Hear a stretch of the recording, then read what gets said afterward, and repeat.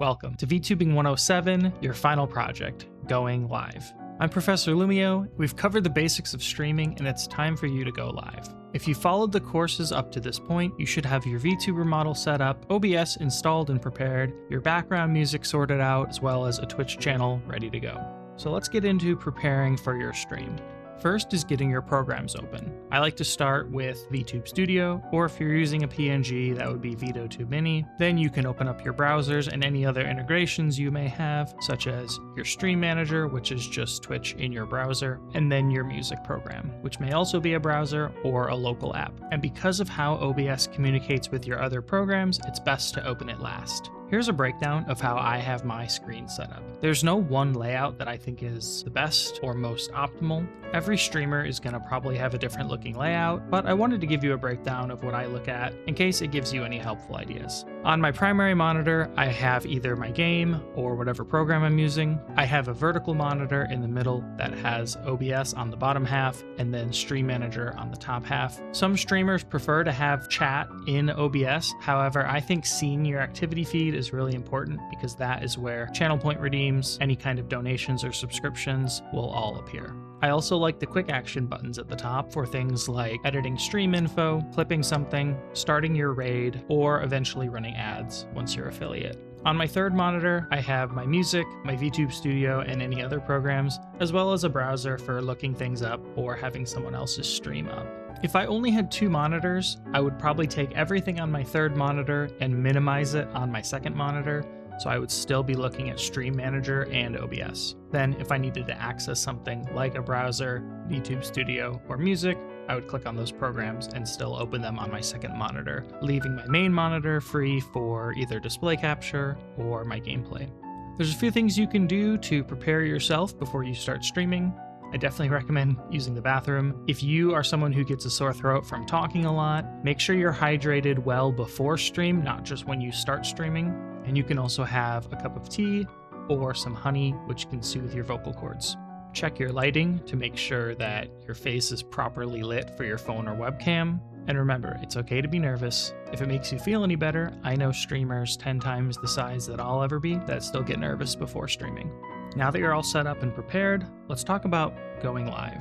In OBS, in the bottom right, the very top button is Start Streaming. When you press this button, you will be live on Twitch. This is definitely optional, but I do recommend using a starting soon screen from anywhere from 3 to 5 minutes. I have seen streamers go longer than that though. It gives people time to arrive and funnel in, and it also will be useful for when you're affiliate and you start running ads. You can get 3 minutes of ads out of the way during starting soon, so that your first 60 minutes of stream has no pre-rolls or mid-roll ads. Now here's the reality. Scuff is inevitable. When things go wrong, and I mean when, not if, it's okay. Even when you have things set up perfectly and you've tested them, they will still break. There are a lot of moving parts when it comes to streaming. Sometimes they just bug a little bit, but there's a few things you can do to try to resolve these live, or you may just need to turn them off and revisit them between streams. Typically, the first place I look for any browser sources is the refresh cache button. This can do a quick reset and resolve a lot of issues. You can also have a scene that is completely blank, so it has no sources in it. Switching to this scene and switching back to whatever scene you're using can refresh things as well. It's essentially like turning it off and on again. But if another integration is broken, you may just need to hop into your Stream Manager, go to your channel redeems, and turn it off for the remainder of your current stream so that you can revisit it when you're not live. And just remember, you're probably a lot harder on yourself for things going wrong than any of your community is. Once you've had a wildly successful stream and you're ready to end, here's a few things to be on the lookout for. The first is deciding if you want to raid. A raid, simply put, is bringing your community over to another live channel. There's a few ways to find people to raid. When you click the raid button in your Stream Manager, Twitch will actually provide some recommended channels, or you can use those to filter by things like people you're following, or even search other live channels. You can also just open up a browser and just scroll manually.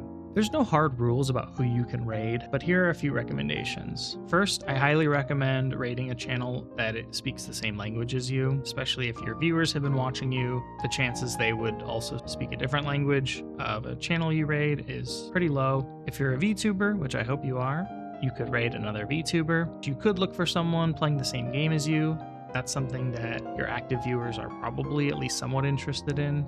It's not a bad idea to raid someone that's roughly the same size as you, either in terms of follower count or active viewers at the time. This one definitely has a bit of flexibility, so don't feel like you can never raid someone slightly or even pretty significantly larger than you. If you just created your account, you may not have access to raids for about a month or so. To start a raid, either use the function in your stream manager, or you can go into your own chat and type /raid and the username and hit enter.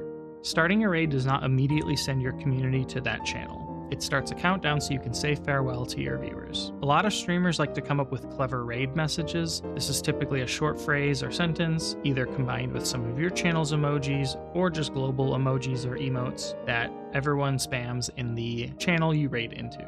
This is probably the one instance on Twitch where chat spam is widely acceptable. Once you've raided into a channel, it's typically best to wait until you are acknowledged and asked about what you are up to before starting to go on a rant about what you were doing. It would be unfortunate if you weren't acknowledged, but in that case, I just recommend moving on.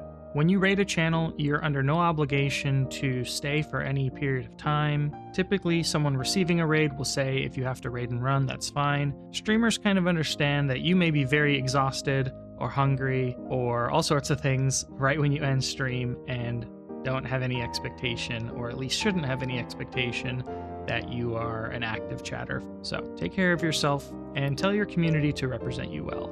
Now, whether you're raiding or not, there's still a couple things to know about ending your stream. The first is you can have a stream ending scene. This could be a fun way to showcase some art, just further branding for your channel. It's also a nice way to wind down and bookend your stream, but I don't recommend doing this for more than about a minute.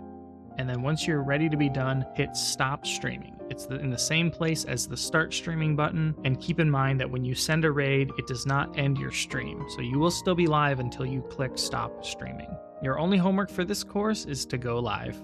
We've officially reached the end of the 100 level courses. There's so much more fun stuff you can set up with your stream. The 100 level is really about how to stream in the most literal sense. In future videos, we can really dive into the tools and tips to make your stream more engaging and immersive for all your viewers, as well as ones that help you out as the streamer. So what's the most important thing that I missed in this course? Tell me in the comments, and I wish you the best of luck in your streaming journey. Goodbye.